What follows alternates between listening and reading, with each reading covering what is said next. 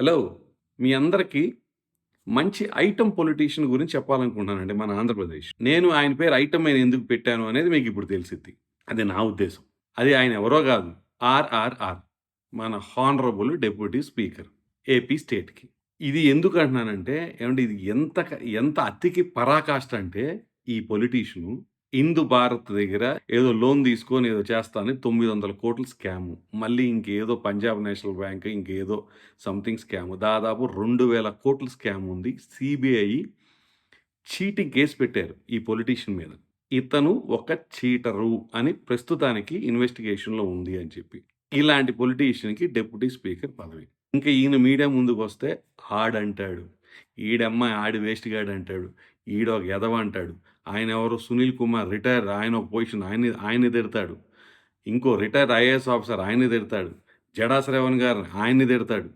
ఇక కెమెరా ముందుకొస్తాడు. హావభావాలు. ఈటన్నిటి కాకుండా అడిషనల్ బోనస్ ఏంటి అంటే అక్కడికెక్కడో ఎళ్లి గుడి కట్టేస్తానంటాడు. అసలక్కడ వాళ్ళకే చాలా గొడవలున్నాయి.